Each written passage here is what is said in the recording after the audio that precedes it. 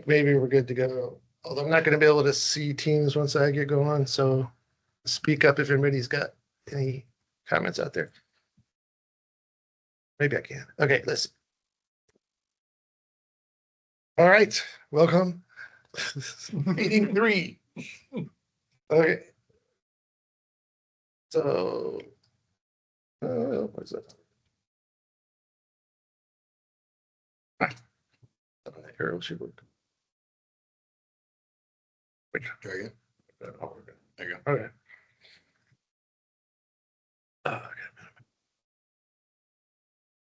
Okay, so this is a basic agenda. We'll go over the stuff from the last meeting, the redevelopment areas and goals, priorities, and then start looking at plan alternatives and AKA scenarios, I guess, and start to talk about refining those into preferred scenarios or alternatives. And then by the end of the meeting too, I'll talk about this in a slide or two. Yeah, we need to get a sort of maximum scenario to give to FCDOT and other agencies for impacts review, and then other preferred scenarios. The maximum may not end up being the preferred, but just to test for impacts. Okay. Should hit the button, the arrow buttons, but it doesn't seem to work. Here it is. Again. Yeah. Okay, this is just a recap thing. Basically, what the goals of the study were to reevaluate the land use mix, consider the future of the office market, determine plan growth and intensity, community character, and normal land use and infrastructure. So we've finished stage 2, looking at vision and goals. Now we're looking at what I was calling implementation strategy, which is the actual land use and intensity alternatives. And we'll get into more of the design guidelines and more qualitative types of aspects. And then stage 4 will just be the staff report and hearings eventually. So this is kind of where we're at. So we'll probably have another round of meetings in stage 3 here. So you think we'll have one more meeting or 2? Well, I'll see how it goes, but it could end up being more than one, but At least one. Yeah. So this was meeting 2 materials. We talked about those colors are kind of washed out, but yeah, I'm not gonna mess with it. Planning and redevelopment areas, and Andrew had a suggestion about they kind of prefer using the land bay numbers since that's an established zoning kind of system, and I'm fine with that. But also we're, I guess to use my pointer, I could bring this over. Yeah, these are sort of kind of typology kind of categories we talked about last time, just sort of defining, and we'll see how it plays out in the plan text, but sort of the idea is just sort of identify this as a regional retail center. These areas here are, established. You can't even tell it's yellow, but residential neighborhoods. And this is more of a neighborhood mixed use. I'm calling it sort of neighborhood retail, but there is a residential approval there too. So it's mixed use, I guess. And then the office redevelopment areas. So I guess at any of these times, or you could talk to me later about if you have any, I don't know why you'd have an issue necessarily with that, but with these things, let me know if you have any issues. We're sort of moving towards these type of definitions probably in the plan. And here's the guiding principles. We edited them a little since the last time, and I distributed these via email. So I don't know if we had any comments on these. Either talk about it now, or you could also communicate via email or something. I don't know if you want to go through these. Let's see. So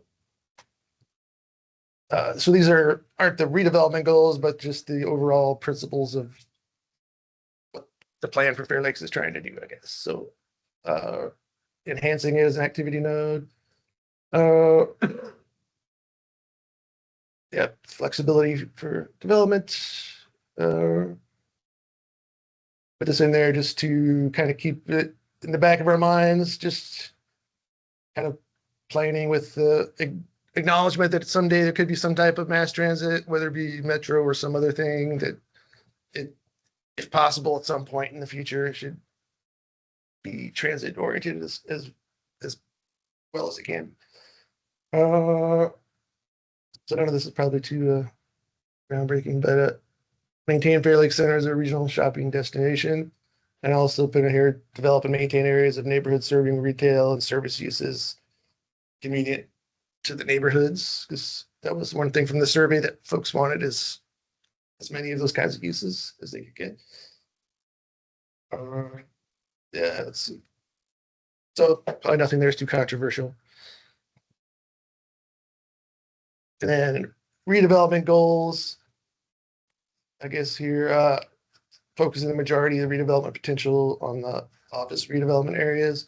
We can talk about this in a bit, about like the retail area and some of those things you suggested, but I was just sort of explaining here. So the ones north of Fair Lake Parkway, West Land Bay 2 and 6.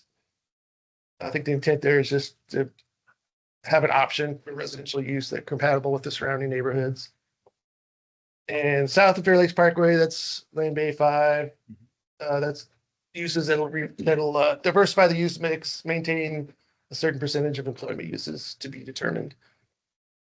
Then also expand on the neighboring East Market development to create an additional mixed-use focal point within Fair Lakes. And so I have here provide.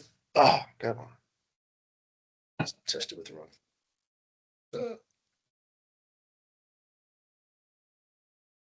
Provide the flexibility within the regional retail area, neighborhood mixed-use areas for limited infill redevelopment opportunities. Anyway, you guys can.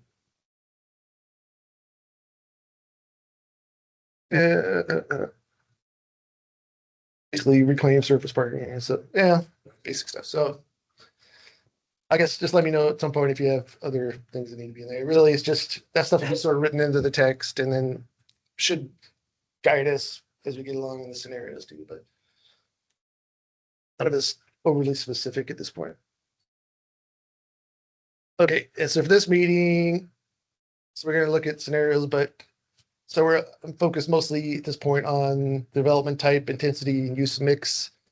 And like I said, a maximum scenario for FC dot and other impacts. And like I said, we'll get more into probably the qualitative aspects of scenarios in the future meetings as far as the sort of livability and amenities and placemaking. But at this point, it's sort of still at the use and intensity point. And also feel free to suggest any other kind of scenarios that aren't being considered yet.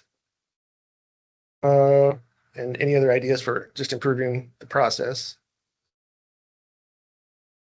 This is what I just said, sort of the current focus is kind of numbers based at this point, just comparing different density intensity scenarios. So I did, for my purposes of the quantifications, I excluded RPA areas, and then I guess this is in Land Bay too, any major street areas that are inside of parcels, just to allow kind of apples to apples comparison of developable areas. And then I was pretty much assuming consistent density and intensity recommendations for the most part. There's one exception across, entire land bay or sub land bay rather than site by site.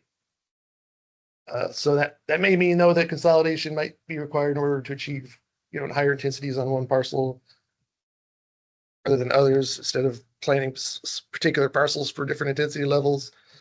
It may require some level of consolidation. And then we'll be concerned about residential mix percentage or minimum non-residential percent. That's kind of important in the office areas, how much offices or other employment uses are retained. And building unit types. And then I included metrics in there, just like the required amount of urban park space, which changes with especially residential uses. The more residential, the more urban park space expected. And also I just did sort of a rough calculation of just daily trips from the uses, just based on the sort of industry standard kind of just daily trips, which is not meant to be a transportation analysis, but just a comparison of uses to uses, just to get some idea. And we'll get more transportation analysis in the future. Okay. So, and so Andrew and Peter and Peterson companies, he submitted a very detailed, yeah, I don't know why it looks, I don't know, I could probably fix it, but I don't think I want anything to, unless you want to mess with it. But I'm afraid. But yeah, our colors are washed out on that projector here, but so It's on my screen too. I can bring it up and share my screen. yeah, I have it on here, but I don't want to mess with it. I'm gonna screw everything up. So yeah. So anyway, could you maybe just turn your screen so people could see what we're looking at? yeah, Instead this of- this one's just an overview map anyway, but Yeah. So this map doesn't really communicate as much, but it was just There's a difference in the screen. yeah, I know. Can you turn some of the lights on? So anyway, and No, yeah. Like brightness. yeah, it's just the. Oh, I'm yeah. sure there's a button on here Does to that help? do something with Not it. but really. Yeah. Probably one of these, but like there's a menu, but I don't know. You didn't mess with it too much. Let's see. It's okay, we get the idea. Yeah, we know. Yeah. I don't know, but I can't even see anything really. But okay, so and we'll talk about they had concepts for each area, each land bay, which we'll talk about as we go through the land bays. And Andrew, you're welcome to speak too. I wrote down some of your major just overall discussion points here. You know, the desire to have flexibility to respond to market opportunities. You guys can read, but and opening up to different mixes that reflect the market. And I mean, so there's a couple of these we could talk about as far as actual. Let's see. So land bay thing we talked about. I'll talk a little bit about land bay 4. I have some questions about how much we should put on that area, but we could talk about that when we get to land bay 4, I guess. And then, well, we could talk about it now, I guess, because we sort of talked about earlier meetings, the land bay 4, which is the big box retail area that everyone felt pretty comfortable with what's there now, and it's a pretty successful retail center. And we realized that there needs to be a certain amount of flexibility for things to, redevelop over the years and stuff. But I guess we could have a discussion on whether there should be the same, like intensive redevelopment in that area at this point, or if we should be focusing just more on the office areas, and especially like residential use, if we should go there at this point in that land bay. Or we can, like I said, we can discuss it a little more in the context of that land to talk about, I guess. Andrew, do you want to Well, speak to some of yeah. these discussion points since we We are going to walk through the land bays and then we could. Well, we submitted a letter that just had sort of general recommendations, which are on the screen here, and then land-based specific recommendations. Just go through these sort of general recommendations. I mean, Yeah. really what it comes down to, I think when we all look at Fair Lakes, it really is a fairly limited number of places that are likely to redevelop during the plan horizon, like during the 30 years. And so our suggestion was, number one, to go back to the land bay framework rather than these opportunity areas and other types of things, which are very nebulous. But the original 1984 rezoning was based on a land bay framework, and those land bays have developed with distinct characteristics. And so it kind of makes sense, at least to us, to like just use that as the framework. That's the first bullet point. And then we said, okay, where does the highest intensity want to go? And we started thinking about these sort of core areas. So there are some core areas around the Fair Lake Shopping Center, which is really a very successful regional lifestyle center or super, center, retail center. You've got the core areas that are around Fair Lake Circle where the Kohl's and Dick's are.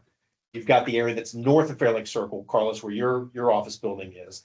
And then you also have that area that's over by where we got Parkway Woods completed. So south of Fair Lakes Parkway, like that's where the new heavy development should be. We thought that residential should be encouraged throughout Fair Lakes, and there shouldn't be a limitation on the number of units. So that was the third bullet point. The current zoning doesn't have a limitation on the number of units. It has a certain minimum number of units, but not a maximum. We also thought the fourth bullet point down was really important.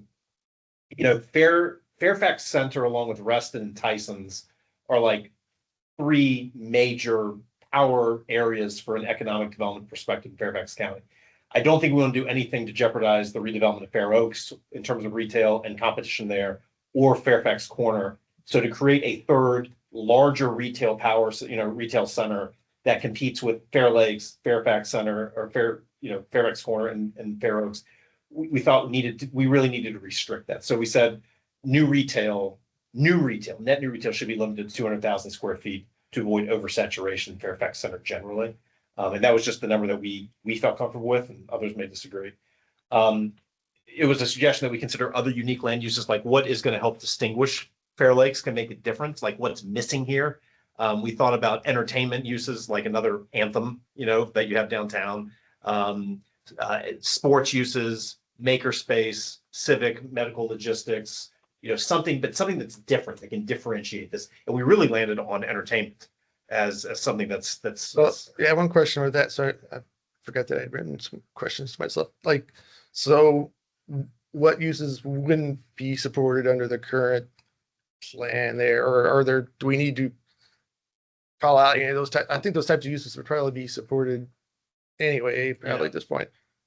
Yeah, I mean, I don't know. But I mean, we could encourage them for sure. But yeah, it's a good idea and everything. So I was just kind of wondering if there's particular uses that we necessarily need to. And the last two are just like logistic, like just boilerplate stuff, but we should include, it makes sense to include the East Market townhomes and 2/2s that are east or west of West Sox Road and south of Parkway. That's not part of the original Fair Lakes zoning, and the areas that go all the way up to Stringfellow that weren't part of the 84 rezoning, but they function as part of Fair Lakes. And lastly, retain and reuse the existing parking structures if it's financially feasible. Yeah. Not that would be precluded by the existing plan text either, but. Yeah, as far as expanding the study, I guess I hadn't talked to Graham about it, but although it'd be a little difficult at this point, but the E2 and E4 thing makes sense to me. Those were parts of the actual rezoning area, other than nobody's intending to change those, I guess, the use, but it would make a certain amount of sense to have them in the same land unit, but I'm seeing there's no development that's going to happen there. I'm not sure if we need to go there. I don't know. I think trying to incorporate like the East Market seems like a difficult thing because it's associated zoning wise with the government center and like a bunch of other stuff. So I don't know, but we can look into that a little yeah. Yeah. I mean, but yeah. One idea or one question I had, Andrew, on bullet number 3, which is the residential should be encouraged without limiting the number of units. Were you thinking of that as like a Fair Lakes wide cap on residential or overall number of units, but without limitations in terms of specific land base? Or were you thinking something else, like an actual no limits residential? yeah, I don't think we were, I mean, kind of like Reston where we just set forth like residential mixed use 75-25%. Mm-hmm. There's no limitation on it. It's just an FAR based. That's what's going to happen. So it'd be So FAR, FAR, but not okay. units. The height too, because you can't restrict that. Yeah. Give the opportunities to do a low rise or mid rise or high rise. Mm-hmm. Yeah, I mean, we're kind of going towards probably FAR based type of thing here too, not really calling out units as much. Yeah. Right. So I mean, it all depends on the market. I mean, it's cheaper to build a wrap in wood. Than it Yeah, is I to was build gonna say exactly. something. So you need to be able to respond to the market. I mean, I know that Peterson was building in metal, but you also have to opportunity to build in wood. although I guess there are Five-story. issues some places with folks wanting to build lower density than we want or something. Yeah, which I haven't really thought about that here, but I mean, it could be an issue, I guess, if I don't know, but I haven't thought about that too much. Those were our general, just overall, like park wide recommendations. Yeah. And then we provide specific like land bay recommendations. Yeah, so I got those in here. So I guess we'll start with Land Bay 2. So hopefully we can see enough. So the area, let's see if I can find my pointer in red here. That's the sort of redevelopment area. There's a little bit of weirdness here with, there's these 2 parcels here, which are both owned by, we've talked about this, the owner of parcel 19, but it appears to me like we're actually included in the rezoning for the Willow Oaks subdivision. So I wasn't really considering those developable on, as part of the development, there might be some opportunities for improvements on those areas, off-site improvements, but that's something that's, you can follow up with Yep. zoning on. We'll talk to Billy But for now, I just drew the line at right up parcel 19, and then let's see. So and these are sort of, I cut out like the utility corridors and RPA. So these are sort of trying to do apples to apples comparisons of sort of development areas. So pretty much everything out there ends up being 0.4 FAR for a lot. Some of this is 0.5 or 0.6. But then you can see the dwelling use per acre is huge difference depending on the unit types. Like you have these duplexes that end up at 5 dwelling units an acre, and then multifamily 23 dwelling units an acre, even though the FARs are similar. So it's kind of what you're talking about in a way of, you can have the same FAR, but unit types or unit counts can vary wildly. But so right now these are 7-story offices, slightly higher than FAR. So it's just, and the adopted plan is what is pretty much out there at this point. So that's just the context. And obviously we have this big RPA area through here, the stormwater pond.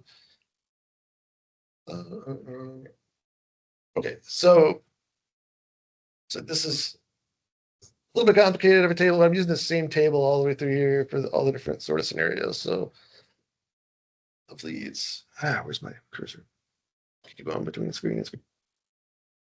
So basically, this is just parcel 19 and 20, and then I excluded this road area for parcel 19 for purposes of this, because it would throw off the calculations as far as trying to compare scenarios and things.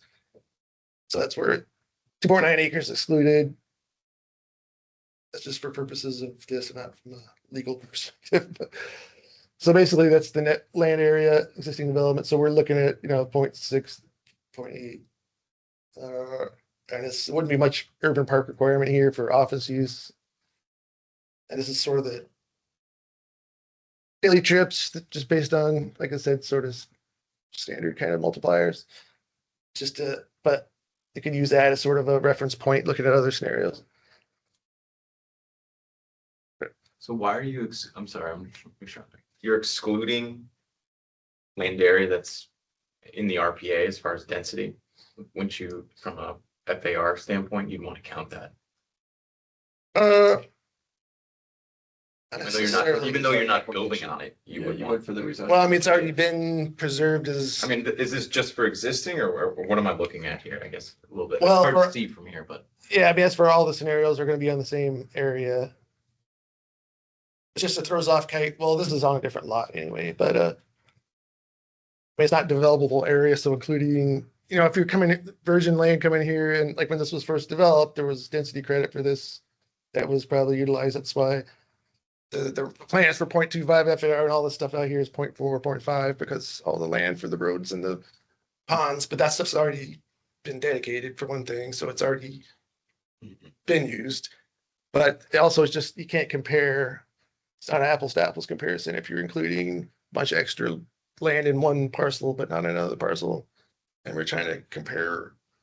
Is there RPA? There's RPA on. Not actually on these parcels. On those, yeah. They're on The green, right? So like 34 is owned by the same owners as parcel 20, and these are, or both of these are just the one. Yeah, both of these. Yeah, it's like 3. But they're already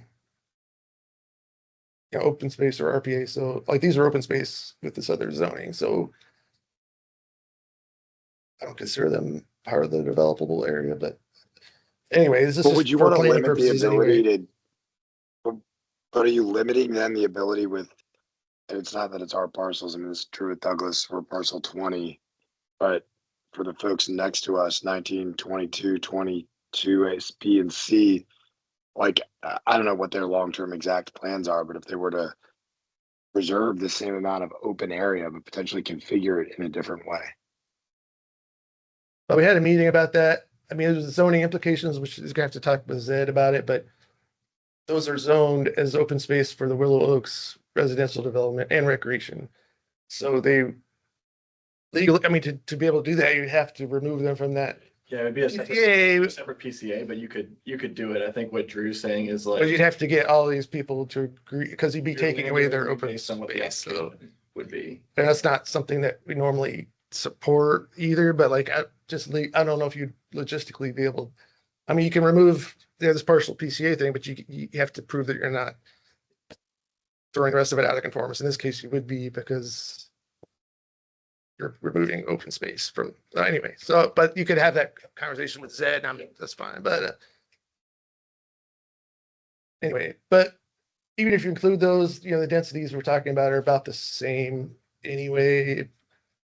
So we're just doing comparative analysis here. So anyway, so the point here is, okay, yeah, so that's the existing conditions. And then let's see, these are just some, I don't know if you can see it, just some quick, we'll get more into the details here. These are just some sort of opportunities. This is showing existing park areas.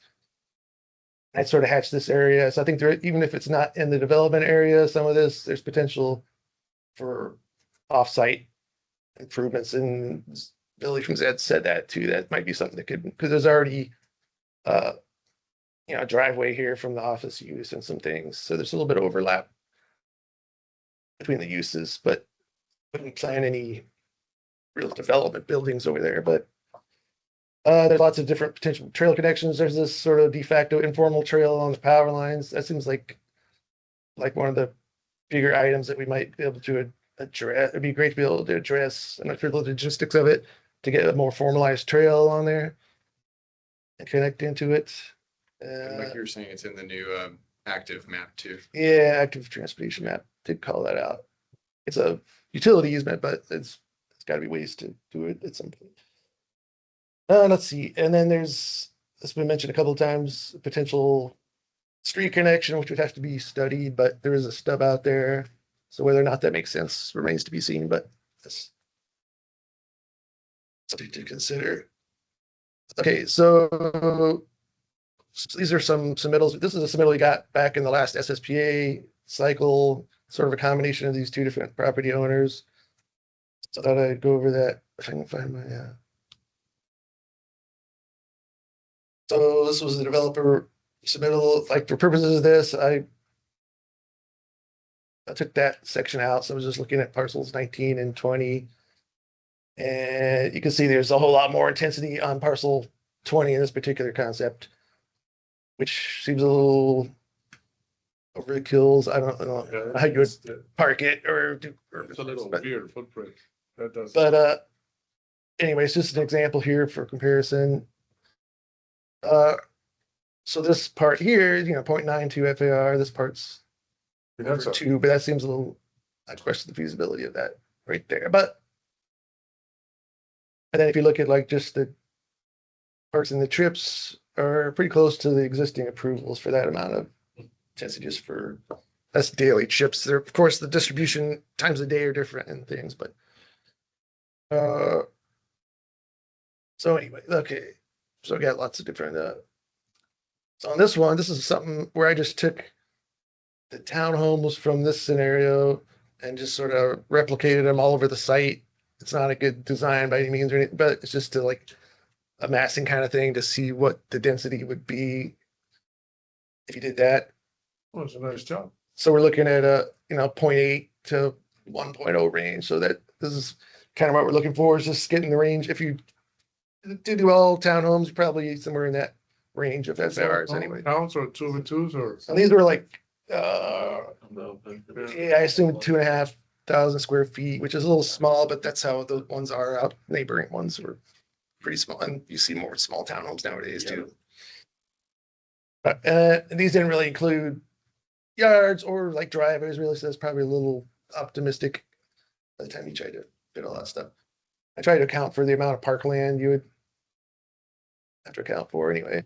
And just as a sort of a comparison, if you took the existing office FAR, just converted it to residential, it'd be 0.7 range, so not too far off. So I mean, What it's is, stuff around it, what's so the it's a little yield higher on- than what's around it, but that's just something for comparison's sake. so the sure yield these is slides the have- unit counts is what you're showing as far as yields go.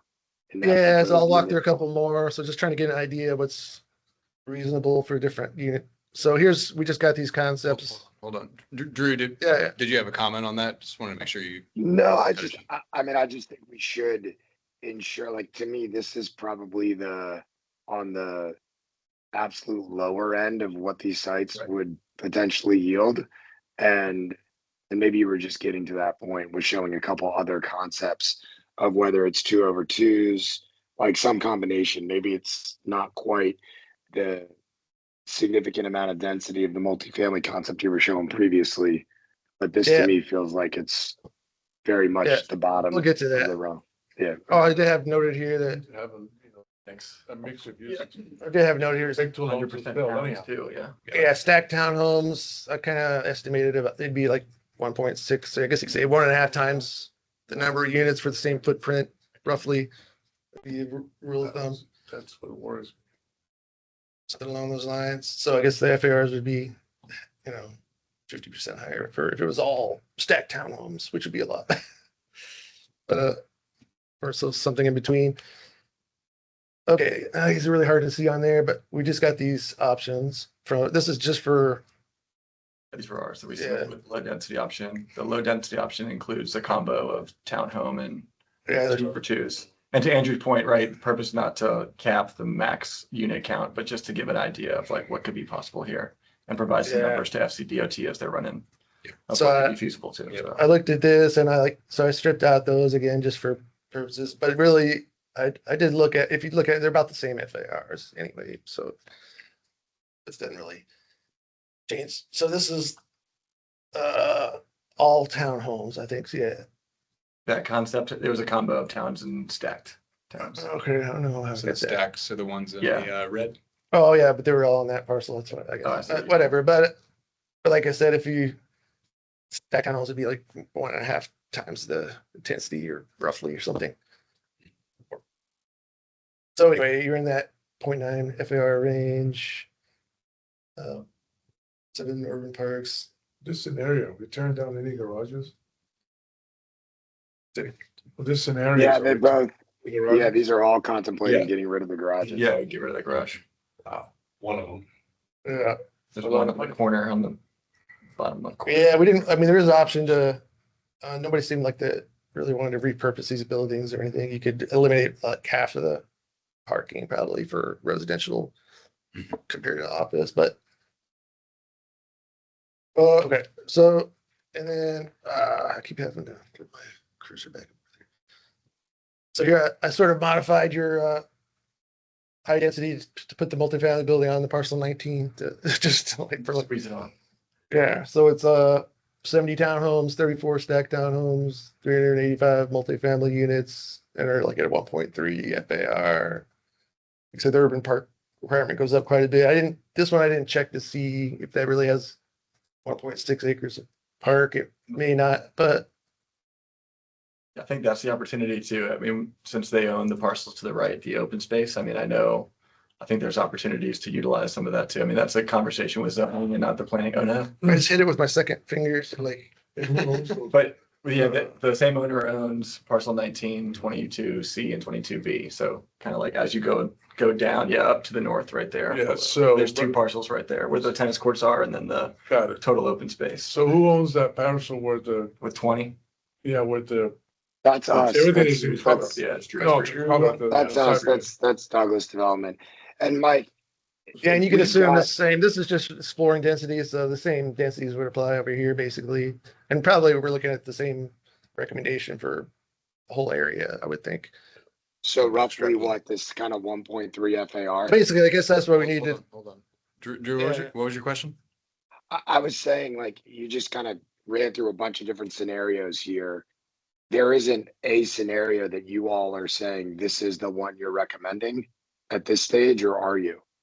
at this point, that's what I was about to say is like, I guess that's what we need to discuss here is what everyone's opinion on, like the unit types, whether we all think it's appropriate to have mid-rise multifamily or townhomes or combination townhomes and stacked townhomes, or basically we're just looking at, this gives you the sort of ranges of FAR probably, but I mean, I think you need to leave it open for Yeah. different. I types of absolutely units. agree. Yeah, I totally agree. Yeah, I mean, So- it all depends on what the market is. Yep. So that's good feedback. And what we'll do, and this is, I think Mike mentioned this at the get-go, is what we're doing right now is showing a couple of different tests of how things might fit. We're not saying that townhouses have to go here or that the multifamily goes Yeah, you here. did a density study, which is great. Correct. And the purpose is very explicit, which is we will take the maximum one that the group thinks is reasonable and that fits into this area, and then hand that over as a part of the proposed scenario to DOT so they can run their traffic study. Yeah.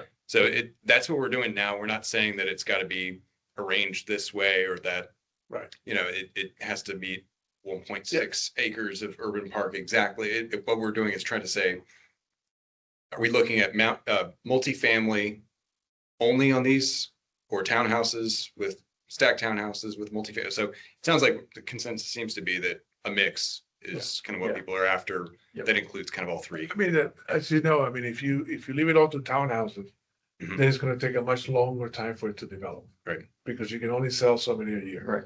So if you do different types of uses, Gotta then keep it's, it up. exactly. Yeah. You know, I mean, the footprint of the multifamily, I mean, I think that there's so many different ways to work that to get more, density or whatever, but Mhm. I mean, in terms of density studies, I mean, these all are great, so. And I guess as far as mix of multifamily, are we comfortable with this sort of mix? I mean, you could do a higher intensity that just was mostly multifamily or all multifamily. But it seems like everybody's proposing to do sort of a mix. I mean, it looks like that's a 5-story building, right? Yeah. Mhm. Yeah. Yeah. So, Well, it depends on how FCDOT is running their study too, right? Because I mean, you want to plus it up probably from the highest density concept that would be feasible. That's what we're And so, exactly. and so like it kind of, I don't know that it necessarily, I mean, you want to provide them something realistic, but at the same time, you want to give them enough Mhm. wiggle room there to, Right. plus it up a ton and then kind of work backwards. And that's what Mike's doing with the urban park Yeah. thing, because it's a policy, Yep. but it's a framework that we Yeah. use on every zoning case, which is just Right. doing, 20-story Yeah. multifamily buildings on these tiny little parcels. Yeah. doesn't I mean, if you look fit. at it, So that's what the Yeah. math. Yeah. Well, you'll see I on mean, that. a very, very realistic footprint of a wrap is about 360 units, right? Yeah. So 360 units times 1,065, you get a gross number, right? Yeah. Yeah, you'll see on this other ones where I didn't do these scenarios, so where you can really see it when you start trying to work out the scenarios, you start adding floors of residential, the urban parks start growing, and like you max out, you get to a point where Just building on this too, I think you could use the multifamily. I think this is a good exercise because you can kind of think about like maximum FAR for this land bay. Yeah. But I wouldn't prescribe, it shall be this many multifamily units, Yeah. this many towns, just Right, Totally. do an FAR and, Totally. and anticipate that it could be a Right. mixture of units. and leave it open. 100%. It could be and it could not be is the point, and I think you Yeah. gotta leave the flexibility, because I think Right, they might be a at different today's type of market, residential, it may not be multifamily, it'd probably be a 2/2 or a townhouse, to be honest with you. Yeah. from a or land there value might be a new product that we don't know about. and like here, like you probably don't necessarily want to encourage high-rise residential here, maybe. Some of the other areas, it makes sense, but here, that's where you get into, how high of an FR should you consider? Yeah, but I mean, to your point, I mean, and I think Andrew, you were speaking to this a little bit more, like if we go the FAR approach and use something like building height to make sure that the neighbors don't feel like they're gonna have a 20-story building. Maybe that's more appropriate. So that way it's just, we're not getting into the discussion so much about I mean, you can, multi versus towns versus stacked towns. I mean, you can limit it to 7 stories, which is 5/2, which is still very reasonable. Yeah, so it's really, Because then that footprint of the wrap can get smaller. Then you can put some 2/2s or some townhouses on the other half of the site, Yep. So you can play with the densities that way. or yeah, really density is a lot of it here. I think like whether, if we go 3 or go a little higher or whatever, but the higher you go, that means more multifamily. You also want to consider the upward mobility, socioeconomic upward mobility of people. In the apartments, you're going to have dinks. They may not want to move out of the area, and they're going to want to move into another kind of unit in the same area. And the mix has got to, I think, attempt to accommodate that to some extent. Yeah. I just so like. Yeah. So And integrating a mix of uses in proximity to each other is a good idea. yeah. All right, so let's go. So now Land Bay 5, which is the complicated one, more complicated one. So this is just existing development. It's actually built there. And so these are sort of, like I said, net land areas where the dash lines are. So I excluded the RPA just for purposes. It's a little bit over there, but so yeah, so we're in the sort of, well, I guess 0.44 up here, 0.83 down here.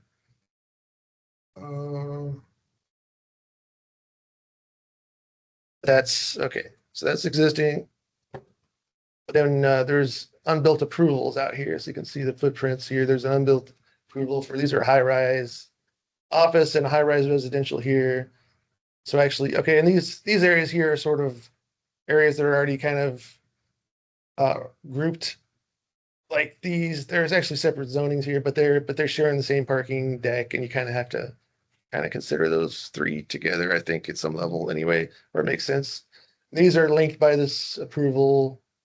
Whatever you For do, this. do not compel those to have to work. No, I'm just kind of, instead of showing FARs parcel by parcel by parcel, it makes a little more sense just to show it this way this is just for Oh, yeah, that's good. simplification, because in reality, these two are pretty much linked. And those are, at least now, they don't have to be in the future. They could be recombined or whatever, but it's just for looking at them. So these, we're in the 0.3 FAR range here, 0.6. But like the approval here, this one's pretty intensive.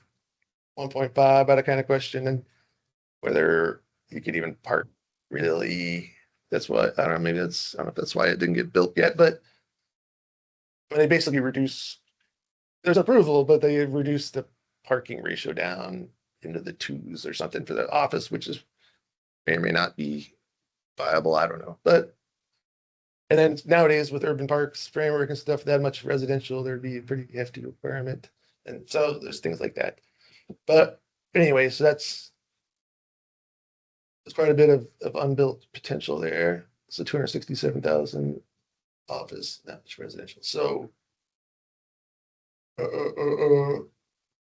let's see. Yeah, so overall we're in the 1 point. That seems high. Is that Seems really high for. yeah, maybe I made a mistake there because it's only one. Was the 267, Mike, that's not Oh. residential, is it? Non-residential. Must be a mistake there, but that's urban parks. What am I thinking of? 0.6 or below. Yeah, I was looking at. Sorry, my brain's fried. I'm looking at urban parks, but that's 0.81. That's what it is. Okay. For overall, so that's what's approved now. Those are the trips, which are pretty hefty because of all the office. But like I said, or a lot of that is not built, or not a lot of anyway.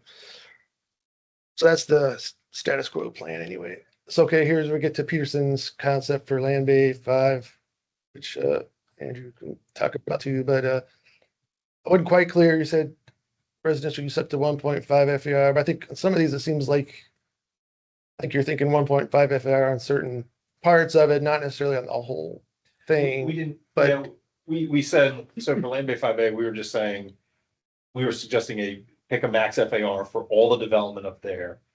And we said 1.5 FAR, but then we also said with resident, on a 90-10 residential, non-residential split. And then what we did was we looked at the intersections at Fair Lake Circle. And two of them in particular, one that goes back, the private drive that goes back to 12,500. Then the second one here. So there's a signalized intersection here, but like you could really have really good development nodes that provide connectivity across Fair Lake Circle. So big development node here and here. So kind of lining this street and expansion of the dig site down here. And then over here, it seemed logical next to the Parkway and the hotel site that should also be sort of a higher density node. And then sort of filtering back in here, especially along the lake, you could redevelop this with low-rise multifamily townhomes or something like that. I mean, the existing building. Yeah, I have a hidden So sign. just with Do what? existing building, the old Peterson building could be Yeah. residential. Yeah. Hold on really quick. Oops, sorry. I just see if I had a hidden slide because I had a slide that. Oh yeah, it is hidden. Okay, yeah, that's kind of.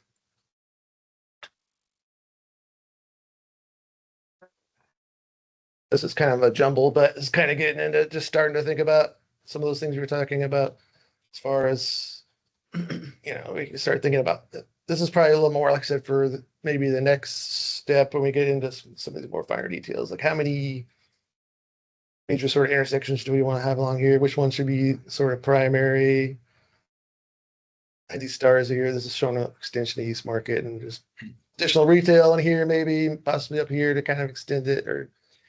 Yeah, I mean, on the south side here, we were thinking that eventually the Dixon coal site kind of goes away, but it does provide sort of a logical grid extension kind of going in this direction. So you could do sort of, especially that you're, right up next to the interstate. This kind of naturally lends itself to being kind of the main downtown Fair Lakes area. Kind of in this section. I didn't really want to pursue at this point that the CGI would go away because that's like the largest office building out there. But if it ever does, that. Yeah, I mean, we looked at everything right on the left-hand side of the grocery store. Yeah. Right on, all of that. Yeah.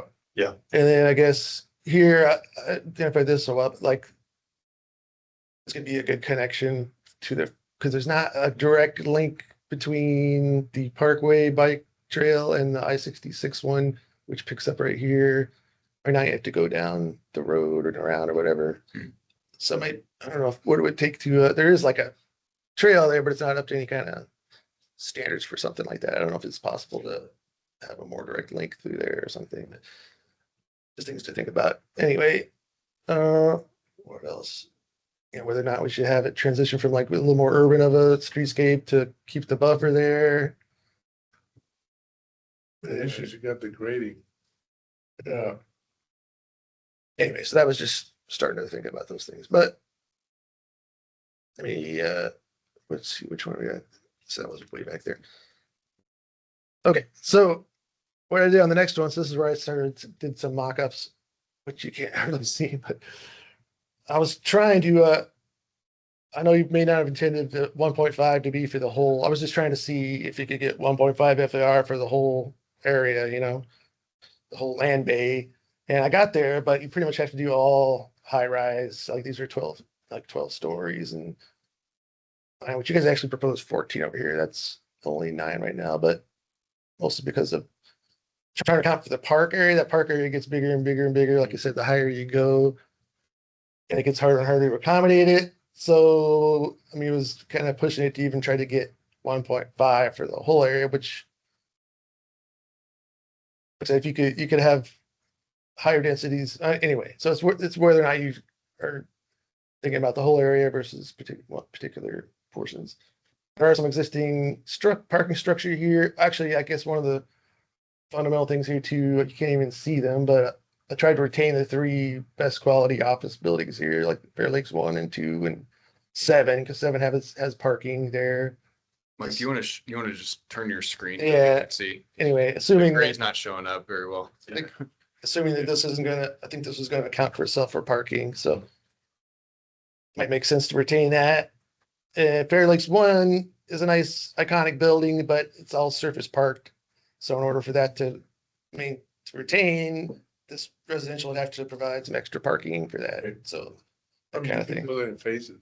Yeah, or here too, there is a parking structure for this building, but it's not nearly big enough to support all the parking. So it'd have to either be expanded or something to be able to maintain that office. So that's one of the things. If there's a minimum office percentage to retain these existing buildings, is going to have to be extra structured parking built along with whatever development probably You to. can always build on Make it- top of the garage too, and then on the side of the garage. Yeah, like I showed that here, sort of it's building up. I don't know if it The would existing garage. handle. Was it a precast? Yeah, but I think we looked at this a long time ago with you, and it was going to be very challenging to stack it, but that, Our garage is a big problem too. yeah. But anyway, so the Not viable to put something on top of. takeaway from this is that, to get up, we're talking about the whole area, 1.5 FAR is like all high rises. There's no townhomes, no stacked townhomes, nothing like that. Describing it because of all the urban park that you're going to need. Is that what you're saying? It's really hard to see. Pretty much all the green is urban park. And I tried to kind of distribute it where, like, theoretically, if you're going to develop individual pieces you could account for. And then maintaining office, I guess you guys said up to 90% residential. I had like ended up with 80, just maintaining those 3 buildings. So I guess if one of those went away, maybe it would be 90, but then you'd have even more park space. So that's one big part of that. But like I said, if you guys were talking about tapering down to some more lower density, that's not going to happen at 1.5 anyway over the whole area. But I mean, you could anyway. So I guess the earlier iteration of that, where I did more mid-rise, like those were mid-rise build. Those are still kind of tall, but these are all mid-rise. And we're down in the 1.25 range, for the whole area. Like I said, if you consolidate, you can put higher, taller buildings on certain parts, like you said, and then have lower density here. I didn't really mock that up, but to do stacked townhomes back here and higher buildings here, it's all still possible. So that's not to say you can't do 2.0 on one piece of it. You just have to consolidate enough other areas which you're gonna have to do anyway to maintain. If it's gonna be a minimum amount of non-residential, it's gonna have to be, each development's gonna have to probably provide that. So you have to consolidate. We plan districts work, I guess. And actually, these daily trips are about the same at that rate to the existing approvals, but I mean, existing approvals aren't built, so like it's not what's there now, but similar. I think this one was this one's a little more at that range, but anyway, just a comparison thing. So let's see. So here's where I took your concept. Whoops. And I like actually gave these parcels 1.5 and the blue area 1.0. But I don't know that we want to do that in the plan, but I mean, to pick and choose parcels and give them more intensity. But like, if that was the intent, but like it. I'm Actually, okay with that. It's a similar range, similar range to that last scenario, actually. But anyway, so you can accomplish the same thing by just saying 1.3 for the whole area and then relying on consolidation to get more over here. Don't end up having to cannibalize each other. Really want to have range of, my view, range of densities that will satisfy each parcel in the end. Okay. Otherwise, you're going to end up with a situation where you're other folks in the same. So keep hitting, Harvesting the density. keep hitting it with my other finger. I just tabbed it, but okay. So this is just showing. I didn't do the little table for it, but showing the proposals we've gotten from. Very pretty. Familiar. Yeah, so that's 14 stories. So you guys had some. This was you all did that, not me. That mocked it up. Yeah. Just to show you what that's 14 I stories. was given a number.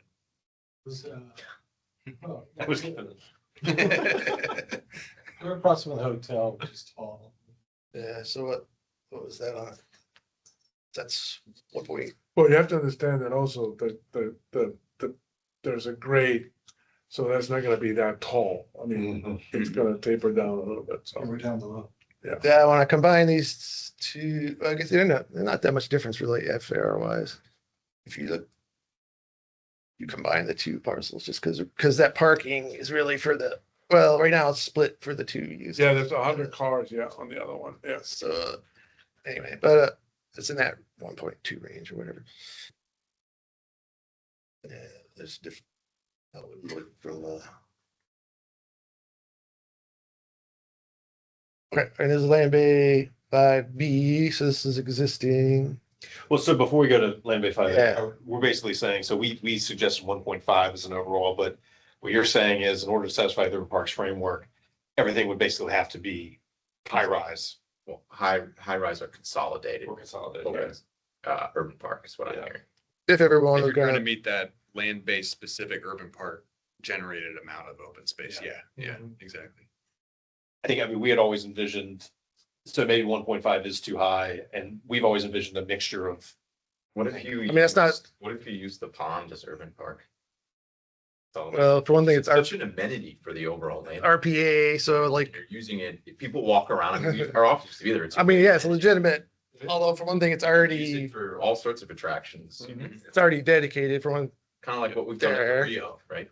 But- If you're familiar with that. And the park authority probably, I don't think they probably would want RPA I agree, counted. there's some red tape behind that, but I'm just, In fact, that it's already, It's already a dedicated Tell thing. us what That pond happened is a at Fairfax. pre-RPA. It's another thing where like, we've created a whole amenity on. I think, yeah, amenitizing it could be a selling point for a rezoning, but counting it for urban parks, I'm not sure if they. I don't know about all the tabulations and how the density work, but it's an amenity. If you've ever been to Rio, we actually have built up docks when we were building Yeah. some facilities, and now there's restaurants on there and there's paddle boats, and I mean, there's all sorts of things you can do to utilize that amenity and create a real placemaking, right? And I think that was the point. What I'm seeing, I think we're all seeing now is that urban park is really driving all of It this. does, yeah. Unfortunately, it's like sometimes it just becomes a challenge in that regard. So thinking about it that way, maybe. But I mean, it's not any different than in the old days when, like I said, there was expectation to dedicate all these roadways and the stormwater ponds and all this in order to get the development that you wanted on your area. So I mean, it's urban parks because all that stuff, other stuff's already there, right? Because I can tell you in a lot of these I mean, areas, that's the going whole- high rise is just gonna pencil, it's just not gonna. It's not going. It's never. I'm just saying, like, the whole idea of these big planned districts is lower FARs overall, but then you consolidate and you dedicate open, like, if you look at all the PDH4 stuff out, like in Newington or wherever that, like, I mean, they average out to 4, but the effective density of each area is much higher, but like, that's how you get all the open space, and that's just, that's how they work. The But pond is a great amenity. To do something like Rio. I mean, we're doing something similar to that in Prince William. We're doing some down in Southern Virginia, Norfolk, all that stuff. It's that whole pond could be really done, like you said, like Rio or something similar to that. Where you bring the people to it, you bring the attraction, you bring the retail, you bring a lot of different things to it, restaurants. People walk, it could be an entertainment, especially for the people who live around. Is there a public access easement? you're over not- the pond? You're not damaging the pond at all. Not on the pond, but I would imagine over the trails. The trails are, yeah, yeah, I mean, it's common. absolutely. area. Yeah. Okay. So when we go through a rezoning process or it'd be an FDPA or CDP, whatever it happens to be, we're gonna hit the reset button on all of that. And we'll have that discussion with Park Authority staff at that point in time as to whether or not they'll let us count it or not. Yeah, right. Yeah. Well, not just that, That's a if great you go back in time, that a lot of facilities were used for density credit in the original Fair Lakes. So it was all one. The other kind of transfer of density. That was. Yeah, but now with all individual owners and stuff, I just figure for Yeah, you're purposes of this, it doesn't make sense that just these two parcels get all this extra intensity, nobody else does. I mean, it's already dedicated. It's not like it's developed. I don't. It just seems- What is it, county owned? Mhm. Okay, so it's just. No, but it's just dedicated for use, But- that doesn't mean that it's restricted necessarily. Well, the RPA stuff, it is kind of. You can you can. Theoretical, but I Things you can don't. do with RPA. So that's what I'm saying, like, we'll have that discussion, I think. Yeah. Like when we go through the zoning case, so. Anyway, So how is staff leaning on this? Like, are you all leaning towards an FAR for this land bay? And like doing maximum heights, minimum heights, like where are you all on this before we go on to the next land bay? I think generally speaking, I mean, you mean in terms of the actual plan text? Yeah, or just. Oh, I concept. I think generally speaking, I think we'd probably be fine with this idea of doing like a FAR based plan text that has a mix of uses and uses height and buffers and whatever to control. Yeah, what we're doing right now gets hyper specific on the unit counts because we need to have something For FCDOT. for SODOT to Yeah, test right. Well, in the other agencies, right? And it's So- more about like, it just seems like 1.5, like it's getting a little bit maxed out as far as. Mhm. So it might be like a decent maximum scenario or something. Yeah. Not that everybody has to necessarily build to that. Here's what we can do. And if somebody builds to less than that, then maybe it might take some partnering between people, then maybe somebody else could build more, but Can they sell the FR to the different parcels? yeah, but like as far as this, it just seems like so that's kind of, I guess where I'm leaning is sort of the maximum type of scenario where it seems reasonable, like a reasonable level. Why don't we do So that's this? kind of what, it's just Yeah. like a feasibility kind of Right. exploration, Why but don't we do this? I mean, this has been a good discussion. I think we kind of get y'all's take on this. There's no reason why we can't have the discussion with Park Authority now. They're going to be providing us with comments on the impact analysis anyway. So we could just raise this question early, and that way we just have an answer, you know, because wouldn't want y'all to get too far down the line if you're doing a rezoning, and we have the opportunity to raise this question because it affects the underlying base density that we'd study for plan purposes. Let's just see if we can figure out, you know, answer now. Yeah, we think of this as part of the open space network anyway, and so although like nowadays we see a lot of these SSPAs for like 2 FAR or even higher, but those are on these sort of individual parcels that don't have any ability to consolidate or whatever. And don't have, so in this case, I mean, you put a 2.0 on here, then you're not going to get the park space because it'll allow someone to build whatever they want and not have to consolidate or provide any extra. So I think that's Same thing's happening. Twice. I mean, Have that's areas, like I said, that's how these plan districts were intended to work, sort of, you know, like. Anyway, Yeah. that's why 1.0 was the transit oriented development level for a long time. I mean, that's why these old TSAs are at 1.0 FAR, like the area and everything. Anyway, yeah, we didn't even talk about that. I guess then the plan is, let's say this shouldn't be like the highest intensity should be in the core area, but I think this is not that much because we are considering higher ones in the core area now. yeah, The idea is that Fair Lakes isn't more intense than the core of the, it'll be an additional activity node. yeah. Anyway, so. Yeah. Okay. But anyway, here we don't have a problem. I don't think we have a problem necessarily with height here, anything. It's just Well, that's what I'm wondering. I mean, if we stick to the 1.5 FAR, it really is up to individual landowners to satisfy their own works framework anyway. Right. Let the private sector figure that out. Right. Right, well, that's what I'm saying. Yeah, Keep then the FAR where it needs to be, and let us be creative and drive that economic engine to figure out how to make Yeah. these land units work. And I think if we can get some flexibility with the pond, or at least ask the question, Graham, to your point now, let's get out in front of it and think about it. yeah, We'll check with them. yeah. So yeah, and we're fine with that approach. It's like in this area, we're not, some other areas that might make sense, like the other one to limit high rises maybe, but this one. It's fine. So let's see, where are we at? Okay. Yeah, we already did that. Okay, so then B, yeah, this one's not as consolidated other than the Dixon Nichols. So yeah, you can kind of see where we're at here, existing conditions. There's an approved office here that's not built, and we had the SSPA nomination to convert that to residential, and it just fell apart for business reasons, I think. So let's see. And okay, here's the Peterson concept. Yeah, this is one where you can see 2.0. That's kind of not very feasible over this whole area, but like certain, like I think you were thinking more site-based a little bit on that. Like, we'll see. Anyway, so I did the same thing here. So I tried to like see if I could get anywhere close to 2.0 on this, but also trying to maintain a certain percentage of commercial, which you can't see on here, but the CGI building is staying in Argonne, which would need some replacement parking. So I redeveloped the Hyatt, but the Julian residential stay there. So you end up with, what is it? Yeah, 67% residential. But I did, and this is all like super high rise, 14 stories, sort of maxed out other than here, and you're still only like at 1.3 FAR. So like, but this is one where 2.0 over the whole thing is not very realistic without, unless you're going to build some brand new high rise office buildings or something like that, that's not going to happen. Because like I said, can't even go too much higher with residential. Well, you could, but probably not here. And then the parks get bigger and bigger too. But so maybe the 1.5 range might be doable or something like that. So it might be similar to up here, I guess.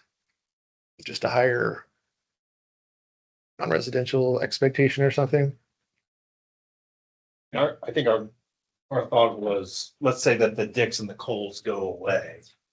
Then all of a sudden you do have high rises that are coming through here and here along a new kind of corridor. Maybe there's a park in the middle or something like that, but it becomes a sort of a mini town center down here feeding off on this. So, I mean, I don't think in our message that we had any problem getting to 2.0. No, I don't think so. And then, we had talked about what that special placemaking sports tourism or anthem kind of venue could be is really in that corner. Yeah, that's where we kind of Two put. buildings, and you put the garages up against 66 and you build Right, these tall buildings right there. And you have sort of, instead of those two buildings as squares, you kind of have them as L's, kind of wrapping the periphery with a big green space in the middle is, kind of what we were contemplating a little bit. I mean, something lower on the main road, so it steps down.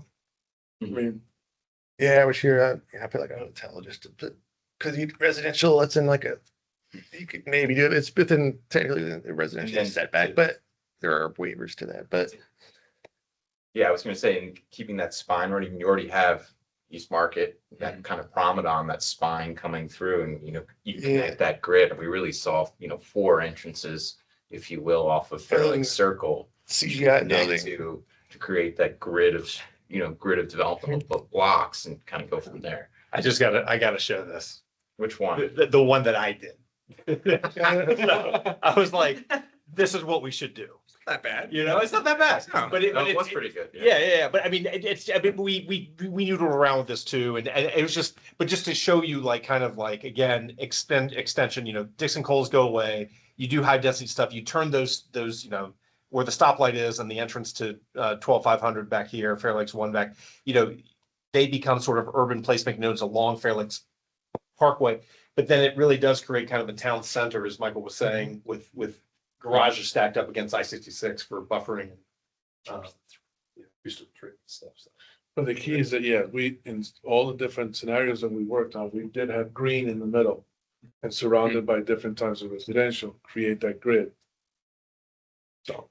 Can I ask real quick too? Metro Rail will eventually go out to Centerville. Has there been any thought about how that interfaces with Fair Lakes at all? I know we're gonna have one at Stringfellow. I know we're gonna have, He's thought about. I know we're gonna have one there too. But I mean, I just we thought about it, or Graham's been a kind of proponent, but I just thought it seemed pretty close to the other stop. I mean, especially for area this far out, but I'll say this, it's beyond the 20 years, certainly, but I think one of the things that we've included in the guiding principles is this idea that mass transit of some form, whether it's metro, ideally, or BRT on 66, should be considered in the future in some way, shape, or form. I think to your point, if there's going to be something kind of in this area, would this be the spot? I mean, this is the highest density kind of place within Fair Lakes to a certain degree. other than to me, if we're talking more than 20 years out, then the retail area seems it's going to be more ripe for redevelopment the farther along we get. And it's a good placeholder for like major redevelopment But I mean, at some point in the far future. what's gonna happen sooner? All these obsolete office buildings from the Yeah. 1980s have met their useful life. But I mean, if it's not coming soon enough for this, like this needs to redevelop before Metro's gonna get here probably, right? Or the retail, maybe not. So maybe the retail will be timing wise. Yeah, and I don't know what the spacing is for the metro and all those different. yeah, things. distance between the Yeah, stations. Yeah. I mean, so think like the those- Stringfellow location would be, it's closer to the retail area, but then on 'Cause I top know there, at you one got all point those residential neighborhoods. It was envisioned at Stringfellow, right? Yeah. And there's just not a lot of opportunities for real density other than Fair Lakes. Yeah. Power center. We've we've had some discussions internally within DPD and then with the DOT, of course. We had one discussion with WMATA actually early on, because we have, show this on the map, but there are 3 planned stations on the transportation plan map for future metro extension. One is the core area right next to Fair Oaks Mall and Fairfax Corner, like right next to that. The Stringfellow location, which was kind of envisioned as a suburban commuter lot, yeah. because there's no TOD plan around that at all. And then Centerville. I know the Centerville study, I'm going to talk out of turn, but I think they're thinking about a potential new location for the metro station there because it's currently actually like in Stream Valley. And so I think they're looking at moving that. But if we wanted Hey, to. Graham, this is Kyle. Go I ahead, Kyle. can speak about that a little bit if you'd Please like. do, because I don't know what The I'm talking Centerville about. station. Yeah. Yeah, sure. So Yeah. as part of the Centerville study, so where that metro station is right now, we have the one at Stringfellow, and then there's the one out past Stone Road that is a little bit off of I-66. So we're looking to actually move that to the like Trinity Parkway area along I-66, kind of where that curve is, just west of the interchange there with Route 28. So that was an area that was identified for redevelopment there along the Parkway, Trinity Parkway there. So we are looking at moving that station closer in towards the core of Centerville. Now for the Stringfellow station, we're not looking at moving that as part of the Centerville study. So we would just be leaving that where it is for that study. But I know that can be looked at again with this study. No, that's super helpful, Kyle. Really appreciate it. Yeah, and Graham had raised that, but then also too, I thought, because we were trying to move the study along too, I didn't want to add something that was gonna create a whole nother layer of complexity to it at this point, but. And then I guess the other thing too, there is all that, the county owned property on the south side here, but then we heard about the contamination issues and things.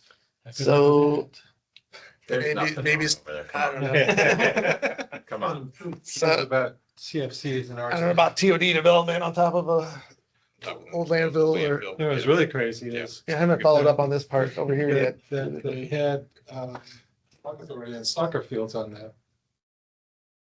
The kids got to play on. Oh, lovely. I was Okay. thinking, oh, it'd be a good school site other than the contamination part. But that's the other thing we didn't, like, still I'm Delphus thinking, I don't know what we're thinking about schools, because we're talking about a lot of units here and in the core area. And the schools are already over High capacity. rises, dinks don't have kids, you know. Yeah. Townhouses. All right. Well, the good news is that we are now declining enrollment in Fairfax County. As they are in Loudoun, as they are in Arlington, as they are in Falls Church City and in Prince William County, so. National trend, I tell you. Yeah. So anyway, I guess trip wise, this is like a little more, but not too far off. So anyway, so I guess, yeah, here. There's another one where, well, like I said, it's the 1.5 range, just maybe feasible. You can, like I said, you can get higher on certain parts, but then not over the whole. You know, we've got these higher, potentially higher traffic numbers. And yet we are contaminating these roads. I picked that word on purpose with bicycle trails that restrict the width of. Yeah, so that's something we'll have to wait for the transportation analysis, but it seems pretty likely to me that that might have to be added back or something, but I don't, because I mean, there's already, even the current plan, I mean, it's not, it's like half Can't built go to out. the table. Like, but we'll see.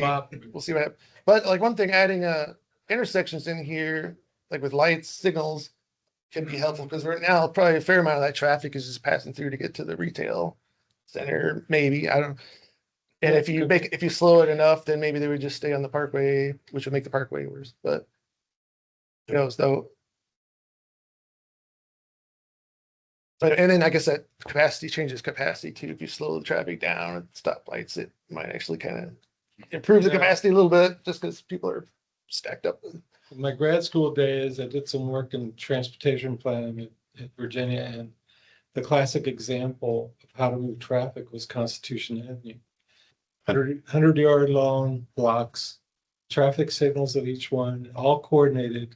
So at peak hour, they would flow in one direction and then flow in the other direction beautifully. And the capacity of the road is really extraordinary. Constitution works like that. And it's not like people that speed on Constitution Avenue screw things up because they end up getting stopped. But essentially, there is a method, you know, I mean, there's a method to channelize traffic if you have enough traffic in intersections. Yeah, 'cause I was doing my own like sort of backseat traffic analysis stuff and looking at, I mean, roadway capacities and things are easy to look at, easy to, but like you get an urban situation with stoplights, then at some point those signals kind of control more than the actual capacity of the roadway probably and things like that. Yeah, So, And the left turns. yeah, so just going back to the FARs that we're comfortable with. Yeah. Right now, Fairfax Corner, I think, is at a 1. And that is not what I would envision Fair Lakes being long-term. but it's not built to a 1. It's built less, it's like half of that. Right. So, the yeah, comp but yeah, plan is at a 1, yeah. 0.5 to a 1, I think. So I think we were trying to like boost the density and trying to get something taller. And when I looked at the FDP for Fairfax Corner at one point, and it's got all these sort of heights and maximum heights. If you actually built up to all the maxed out all those heights and stuff, it's more like a 2.0 as far as the building envelopes there, Great. even though it only has Yeah, look 1.0. what happened there. It didn't all get built. I'm just saying that like, Right. I'm just saying, if you look at the FDP and look at all, So you it's not a you're too 1.0. prescriptive and you're too, you know what I mean? That's what we're trying to. Yeah, that's which I'm saying is fine. I'm not saying you're gonna get to a 2.0. If you do it in that measured approach of Yeah, FAR with heights and setbacks, you can kind of. What is the build county's gaps preference for densities in transit proximate or even non-transit served, like kind of mixed use nodes? Like, what is y'all's preference for that? Like, what we is, don't have yeah, guidance on it because we used to have it and then it got stripped out of the concept for future development.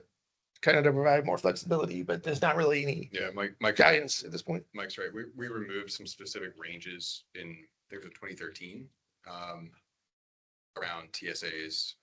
And there was a reason for that. It was mostly because the general guidance that we'd had for the past 20 years had been largely superseded with the development of TOD plans for Silver Line, for example.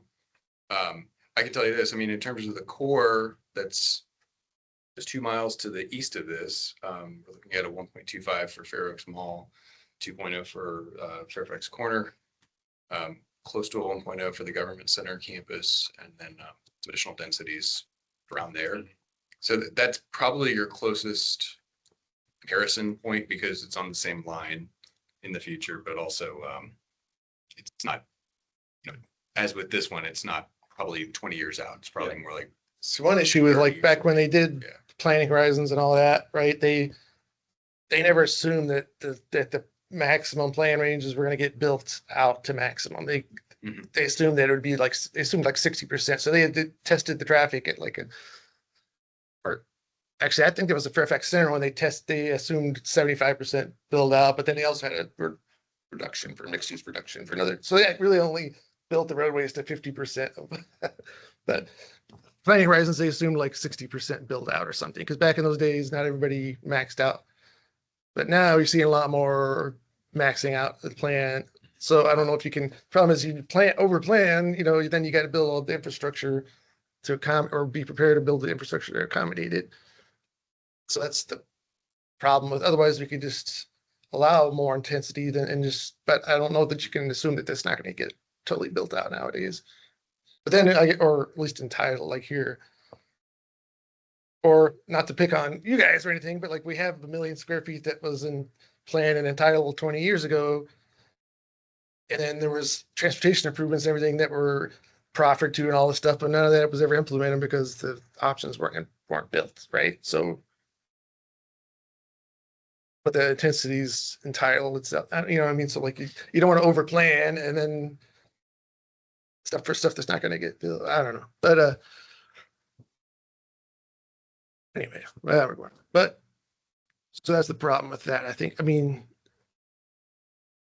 I don't know. So we're going with that, but I think one of the things that's one of the takeaways, I mean, the idea of having some additional density, having this be the kind of the most dense node, I think that makes sense. I think that makes a lot of sense. I don't think we disagree on that. I think what you're seeing here is, as with the other side of the parkway, is the density. I think in this instance, Mike was showing a 1.35 for this one, yeah. Or Yeah. was it, I guess that was. Yeah, that was. Yeah, can you, thanks. That becomes challenging with the current framework that we have for urban parks.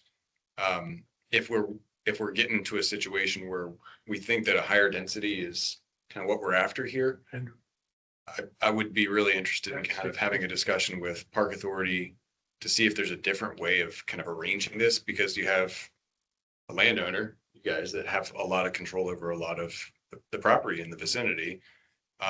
Maybe it makes more sense to consolidate and do more, larger park spaces in one given area, if we think that additional density makes more sense in a given spot. But I think you see the challenge that we have, which is that we have this urban park requirement, policy rather. We use it as a requirement essentially for rezoning cases. And that in and of itself is it's a limitation. It's also an opportunity. We want people to have parks and to have access to open space, but that's the thing that Mike is kind of seeing here as a challenge without some And other type of- retaining some of the existing office, Yeah, but that too. I mean, if you were coming in here and build brand new super high rise office like a TSA, you could get more intensity, but that's not probably gonna happen here. I mean, in theory, if you leave the office buildings that you have and there's some of the, like the digs or whatever, some of those, you can get about 650,000 square feet of mixed use in there, at different heights and all that. You still have the green space and all that, so. Well, there's the green space, but there's also if you're trying to maintain or maybe we could think of it less than a percentage of non-residential, and think of it in like actual square feet or something. If you're trying to maintain 20% non-residential and you go from 1.5 to 2.0, that's a whole lot more non-residential you got to provide. And what's that going to be? Nobody's So, building. On You can't do that much the retail. 66 side, I mean, how much office do we have? Just existing, In Yeah, that, right here? yes. I think Well, that's what's retained. I have to go back. a couple, Five You got a but, hotel, you got the, I mean, that's why I think when we were toying around with it. Yeah. Because the commercial doesn't have to satisfy the urban parks framework right, stuff. And so like we were saying, like, to Michael's point, let the market decide. And it's gonna self-regulate, kind of like parking. If we can't provide the parking, then we can't build. If exactly, we can't provide the space for the urban parks framework, then we can't build either. right. But if the market shifted and we ended up having a new wave of commercial office, we shouldn't be, we don't have to come back in from a plan amendment perspective. We just build the office. That's why I think we landed. I mean, I still look at it, creating the flexibility, if somebody wants to come in and build, low rise or mid rise or high rise. They have it. Again, it's depending on reaction to the market. What if somebody wanted to build 2x2s or something? yeah, I mean, Along the road and then high rise in the back or mid rise or, again, Yeah, I'll say this. I mean, we can talk with the park authority about this. I think that one of the pieces that we'll look at, we don't have it today. But as we get into the impact analysis, I think typically when we're doing these kinds of studies, we do put together kind of a conceptual open space network diagram. We have one for Tyson's, we have one for most of our TSAs, TOD zones, that sort of thing. So if this is a place where we're considering much greater intensities of development, park authority has some ideas about what's needed in a given area based on their assessment of park spaces. And we try to weave some of those kinds of recommendations into our area planning because to your point, I mean, it does get implemented with development. It gets implemented on a case by case basis, but having a sense of where should and kind of where should those kinds of park spaces really be concentrated, and what character of park spaces are we really after here? Is it active? Is it passive? Is it part of a network? Blah blah blah, that sort of thing. I think that's a layer that we're likely going to want to look at here, because we don't want it to just be something where it's just another plaza attached with a residential building and another plaza attached with a residential building. I think we're it after. makes something different. that's ideally, yeah, we could use some bigger parks. So ideally, maybe some parcels, certain places get turned into parks, and that, like I said, it takes some consolidation to.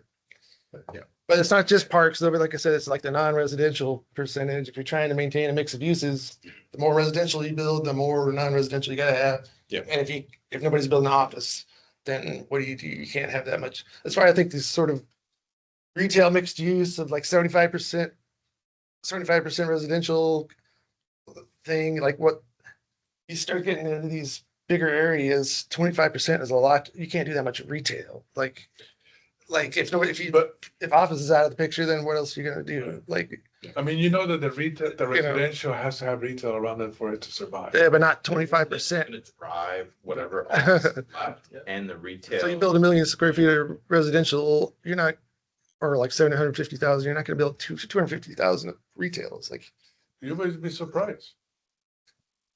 I mean, I'm just thinking that 75%, that doesn't work when you get above a certain intensity or a certain size. It seems like, I don't know. That's where you see like these, like the mall areas and stuff. You see 50% commercial, 50% residential, you know, like these sort of mall areas or whatever, but then you start getting above that 50%, then the retail is just not enough critical mass. And then I don't know, at some point you got to just go to like mostly residential, you know. Anyway. Yeah, but,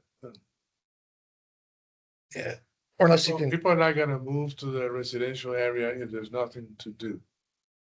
So that's why you see a lot of these areas, you know, like One Loudon, whatever, they're successful because of that. They have the retail, they have the restaurants, they have everything. And look at the others who are not even started yet. They're like in pause because there's nothing.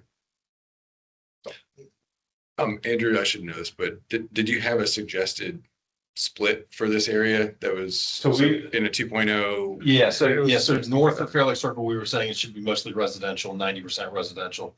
In the area where we're saying 2.0, where it says Land Bay VB, at a 2.0, we were saying 65% residential, so more commercial in this Okay, section. but like you were saying, that helps with the urban park Yeah. a lot. anyway, okay.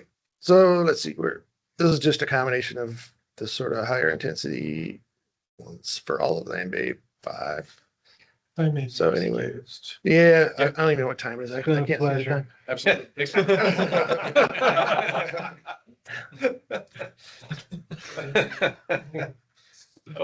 Anyway. That was hilarious. See you guys. All right. Yes. Thanks. Adios. See you. We can move on. Land Bay 6, I actually get around to doing scenarios here, but I think the enclave is actually lower. I think it's like 0.4 actually, FAR, but if I'm not mistaken, you would think it is a little higher, but it's really not. But anyway, it makes sense, I think, there to have, and that's what Peterson recommends, something similar density, an option for that over here. I think we look at this, and we're just like, it's not gonna be retail, it's not gonna be commercial long term. Yeah. You know, unless it's like some Yeah, makes sense to everybody. DARPA thing, but like, yeah, it just makes sense to like mix the two residential, just have a logical transition between. So at some point Yeah. I'll try to mock up, just see what there, but and then let's see, 7. So we can have, this is another one where I think you're recommending more of a note here, like up to 2.0. But here, logistically, okay, we have Parkway, which, whoops, we gotta get back. So that's been approved for pretty high FAR. This is just built. So really over here, the only redevelopment potential is these parcels, which I don't really know that that it would make sense to plan. Those are really high. For one thing, there's some constraints here, transportation wise. This little intersection is kind of maxed out already, if not a little over. There was at least a problem with actually Chick-fil-A and this side, that they don't get enough signal timing and but there's no stacking room here, you know, between shops lanes. So even now with Parkway Woods, you're running the risk of left turns stacking up beyond that intersection and stuff. So like without reconfiguring that, I don't know how that would be reconfigured though. I mean, it might be possible. And some of those signs are so small. And it gets a lot of traffic cutting through this way and turning right to get Also, from Fairlake Circle to the Parkway, you know. so I think when we were looking at this, it was like, all right, so we've got 12-story building or whatever it is that we're building here. Right? And Peterson owns basically all of this.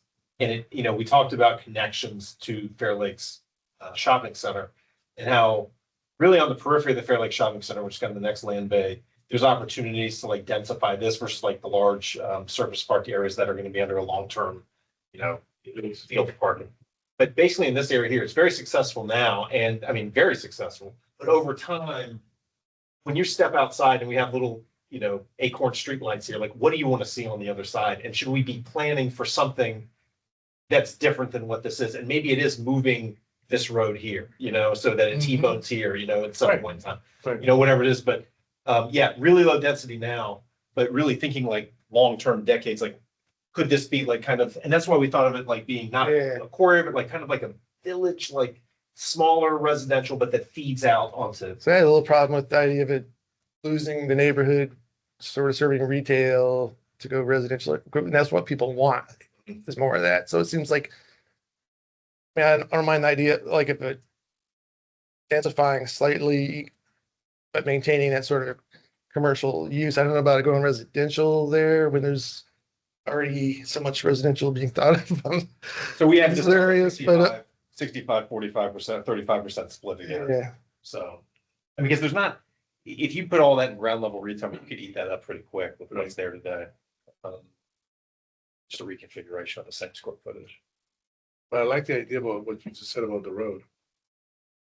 Fighting that a little bit. Yeah, I think More it's not- Moving and stacking capability there, then you got to do Yeah, something. it's the eastern bookend to Yeah. coming into Fair Lakes. Yeah. But it's a smaller density thing. It's not as high density as the development. It's a smaller thing. It's quieter. It's more pedestrian focused. Neighborhood serving. So I guess, like I guess I question a little bit whether endorsing the going to residential, because that'll sort of mean that going away. I don't know. I guess we could have, We could write into the plan, much like the rest in issue station areas, that like it should be on a certain split. and I guess the next one, this is the same conversation here as far as, was just how much effort do we put into replanning this, or how much redevelopment potential is compared, or should we just focus more on the office areas at this point? I mean, there needs to be some potential for things to happen and redevelop. Yeah, I think we want to create that pedestrian But- connectivity and Yeah, improve the park. But as far as, I guess residential is a big question, like, I mean, we're talking about that level of rethinking and or should we just focus on those other areas that are higher priority at this point for that kind of thing? And I guess we could, I would want to look at all of them if we're going to go through this process. Yeah. I would definitely do that. Areas that are not shaded are not likely to redevelop anytime soon. Not saying that the areas that are dark would redevelop anytime soon, but they're. and then that's, you know, and that's a priority to maintain that regional retail center. We don't want to play that out necessarily, but I mean, these pet sites are a little different.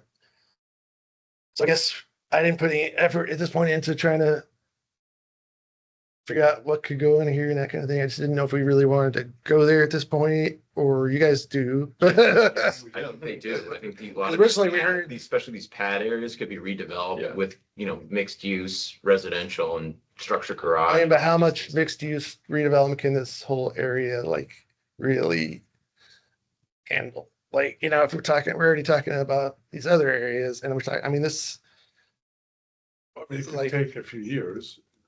yeah, I mean, but Mike, maybe one thing that might help illustrate this, and we appreciate everybody's I guess feedback on this, is when we've been looking at this and trying to quantify the maximum plan potential, we're talking about a pretty high number of potential units, whether it all these areas flip over to townhouses, stacked townhouses, or multifamily, it's gonna be pretty big. It'll be probably higher than the core area plan that we're doing right now, and maybe that's okay, but it's a lot. So I think one of the reasons that we've been kind of focusing, I guess, on the other areas as opposed to this one has been, and I think y'all can help us kind of understand some of the priorities among these, is at a certain point, the transportation system, the open spaces that we need to support new residential, and then some of the other supporting infrastructure, we're gonna have to balance that with, you know, the desires for each of these land bases to have a plan for a certain density level of mixed use. And if there's a place where we need to shave from the get-go, it would be good for us to kind of have a sense of what the priorities are among these areas, because we want to make sure that we can get as much good done and as much redevelopment planned into the places where we think it's most likely to occur. And we're not going to do that immediately because we need to run a couple of things by Park Authority to test some of the assumptions that we made about open space, for example. We'll want to talk with DOT about some of these figures too, because they're starting up the transportation study. But I think we'll circle back with this group to get a real sense of, you know, what those priorities really are among them, while recognizing that we want as much flexibility in the plan as we can provide. So, but just knowing what Mike's come up with in terms of a quantification, I mean, it's tens of thousands of units of potential, which is great. It's cool, but what does that mean? Does it mean a school? Does it mean a metro station? You know what I mean? Like there's some level of impact where we're going to have to really talk about big. How did we do Big in changes. Westfields? We had no residential there and we added what, 5,600 units or something like that. We have what, a $2,000 kicker on top of the $14,956 that we have to do as an additional FCPA. Okay. Yeah, I was trying to get, I just can't get information out of them about their long-term planning, you know, like what are their thoughts on, do they have any kind of plan for this? Well, they're doing their needs inventory Area. right now, so we can follow them. Well, and they're doing also massive redistricting. But yeah, it's not changing anything in this area though, really. But here, I mean, I put it on the radar here. We have all these different studies here, all looking at adding residential, like, and there are potential sites you could put a school in some of these areas, like maybe even here or some of these other.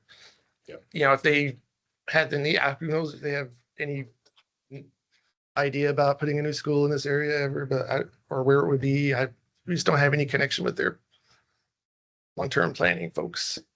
Even though Leanna, right now, Leanna O'Donnell used to be with us, but you know, it's not very transparent, their long-term planning. But anyway, I guess we'll have to follow up on this, like what does, like I said, I hadn't put much thought into this area yet, so we'll have to do something for FCDOT to test. So one thing, the traffic in this area this probably is sort of worst area for, although retail is the highest generator. But so at some point, you know. But one thing, interesting thing, I was looking at just these sort of this data from VDOT peak hour expansion, which is kind of like the congestion. They have a 24-hour sort of curve. You can look, it's kind of like the same thing as you look on Google Maps and you can see what at different times of the day and see what the congestion is. So, but it looks like the sort of peak hours here more in the afternoons than you're not getting according to that anyway, you're not getting a PM peak, but that's probably because of all the vacant office. It's really like the retail and things like that are driving the traffic more. And even the old study from 20 years ago is like Saturdays were worse than weekdays for some of the, you know, some of this area. So it's probably still the case. That's one other, we'll get into that when we get into the transportation analysis, but I mean, there's ways to improve things, but that mostly in this area involves adding additional turn lanes, you know, multiple turn lanes, which is where that was the approach 20 years ago anyway. So at some point we got to decide are we okay with that? Do we want to keep having these widened situations, or do we want to try to limit? So it's not really a capacity. You can improve it and make the capacity better, but at the expense of, you know, the pedestrian realm and the urban design aspect. So I don't know if we get into that or what, but anyway. I'm starting to lose it here. It's getting late.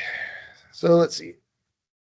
So next steps, I guess. So we did get, I don't know if we still have FCDOT on there, but basically they got a little delayed with their consultant on just getting traffic counts because of the government shutdown. But now that that's over, they actually took counts last weekend, I think, and they're getting some weekday ones this week. And they're finalizing their paperwork, but it's still probably going to be a few weeks before they can get going with it. I don't know if any of you guys want to talk about that. If anybody's still on the line from FCDOT. Yeah, sure, Mike. I can speak a little bit to that. So it is in the So- process. Yeah, so like you said, that's right. We're in the process right now of getting our scope underway. So we've met with Kittleson and Associates a couple times. So they're going to be our transportation consultant that's working with us on this. So we're hoping to have things finalized this week and then send it up the chain for review. So hopefully it'll only be a couple more weeks before we can actually get them on board. So we did get our traffic counts going now. So they collected the weekend counts this past weekend on Saturday, and then they're going to be doing the weekday counts this week on the 19th and the 20th. So then we'll have those counts finished up by the end of the week. So that's good news that we'll have that. So once the consultant's on board, we'll already have those counts finished, so they can go ahead and get started with things when they're on board. So I guess, so that's what I'm working towards, like I said, trying to get some proposed scenarios for you guys, even though normally we would get the existing conditions and all that first, but I think just to keep this moving, we'd probably go ahead and have them start working on the proposed scenarios as soon as possible, just sort of the maximum realistic scenarios. We don't want to, like, that's where this plays into. We don't want to shoot too high and then have it blow out the system and not, want it to be usable information. Okay. So hopefully we'll get that moving, and then I guess, and we'll have to eventually have another public meeting. I think maybe we'll just wait until we're ready for the next commercial group. So basically, and we'll send it out to other agencies to get impacts analysis, and then sort of work on more refining of these things and getting into more finer details, and sort of follow up and try to get towards a preferred scenario. And So do you plan to have our next meeting once you've had a chance, obviously talk parks, so get this probably, transportation study going? Is it intent to maybe have that done before we meet next? You probably won't. so yeah, I guess it'll probably be January at this point by the time we That get. Probably won't be done. So, yeah, so there's a couple of It's things. the I mean, information stuff. we can follow up with Parks, this week, about the question about the pond, for example. In terms of the transportation study, they can get going on some of the pieces once they've, like, in line with what Kyle was talking about in terms of existing conditions, and modeling the adopted plan. I mean, Mike's probably already sent them over the figures for that. The proposed scenario, though, we'll want to make sure that there's, I mean, this is good. And I think we got a lot of concurrence about some of the ideas, even if there's some deviation in terms of the exact FARs for some of these places, but that's contingent upon the parks question, among others. What we should probably do is, before we finalize that proposed scenario for transportation to model, because it affects the maximum density that we're considering, we might want to do another one of these. Maybe it's just a brief check-in, just to check in on the specific land base where we had some discussion on them. We don't have to go through this whole thing again, but I think focusing on those questions that we answered was probably a good idea. Just so that we can either come back and say, you know what, Parks is, really interested in making sure that we get on-site urban parks on every single site, and therefore there's within the land bank framework that we came back with. Because if that's the case, some of the numbers that we're probably going to look at, they're going to be lower than what was proposed. If there's greater flexibility and there's other ways that we could think about parks, then maybe we're not as constrained by that metric. And I don't know if we'll get any real feedback from schools. Maybe once they have numbers to look at, maybe Yeah. they will give us more We can- feedback on, like, okay, yeah, this is really going to blow out the schools. We need to do something. I don't know. Yeah, Mike, Or we if could they do just follow up with Leanna and give her a sense of the scale, that we're talking about. And because I think they've done some school site planning, as a part of other studies. They've done one for kind of it's not Roland Clark, it's the big one. Roger Bacon. Yeah, Roger Bacon and the Lake Fairfax Business Center. There's a school site there, for example, that's being considered. Right? And there's some other, like, I So don't know a if three acre one, right? we don't need to get into it now, but like, so the stormwater system, pond system, you guys probably know more than anybody about it. I wonder what's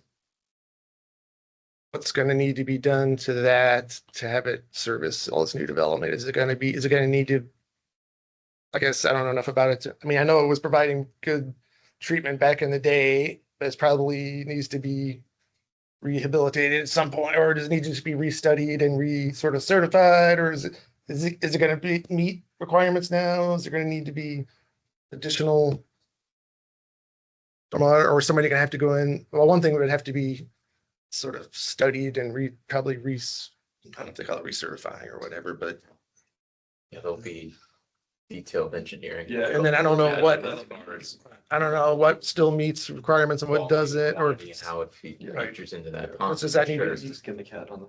I don't know what the mechanism for that would be. I don't know if there's something that needs to be. You don't want to be the first person in there that has to figure out the entire regional system, that kind of thing. So, or if I don't know how we Yeah. approach that. We don't have any mechanism of like a road fund, like stormwater. Yeah. Having everyone pay in, and or I just don't even have an idea of what might need to be done. Talk with Linda and Joe. Yeah. They'll have an answer. And the road, I want to follow up on the road fund thing, but that's at some point, but yeah, we can expand the horizon, expand the abilities of the road fund to be, everybody's paying into it. And there's only a limited amount of things it can be used for at this point. If there's some way to expand the amount of things it could be used for, but that's something will have to be talked about. What were you gonna say, Andrew? I'm trying to go back to what we did. Parkway Woods, and I think, let's see, I mean, there wasn't this, yeah, I looked at that. I don't think it, so the existing ponds were oversized. I'm reading from my personal notes. Existing ponds were oversized from a detention perspective to handle an even higher level of imperviousness. They're not just used for detention, they're also used for irrigation purposes throughout Fair Lakes, kind of like a golf course. So they're pre-treating the water before it goes in the pond. So I don't know where it stands as far as adequate capacity, but I do know that they were oversized from a detention perspective. Yeah. So I mean, that would have to be dealt with on a. I just don't know if there's something kind of like at the government center here, like after a certain point in time, they need to be sort of dug out and refurbished or whatever, because they get filled in, and I don't, who knows? Yeah. If they still function or what, Yeah. Anyway, yeah. So I think it's about all I got. So, and it's late, so I guess I'll try to go back. I can go back and listen to this and try to consolidate what we heard and try to narrow down the sort of, because we showed a lot of different sort of options here, just to kind of expand to explore the realm of things, but narrow it down to what seem to make the most sense, and then we can talk about it if there's differences of opinion on that. But Yeah. try to do that pretty soon, so we can get it to FC.dot for one thing. And then, You have anything on your end? and as usual, always feel free to send me any ideas you got, or it was helpful getting the concepts and all that Yeah, that stuff. was very helpful, by the way. Yeah, thank you for your time. Appreciate it. Yeah. Thank you. Thank you. Oh, I missed the second one. But Yeah. I was Oh. in bed. All right. Let's see. I haven't even checked on the teams in a while. See if anybody's still. Still got me hanging around. Thank you, Mike. Really helpful. Yeah. Thanks. Thanks. Sorry, I feel like I'm neglecting the teams. Hey, people, thanks, but guys. No worries. I only have a Thank you. minute screen here. I can't do too much. Yeah, I'm gonna meet you out in the hallway. Yeah, we were. We've had a lot of discussion.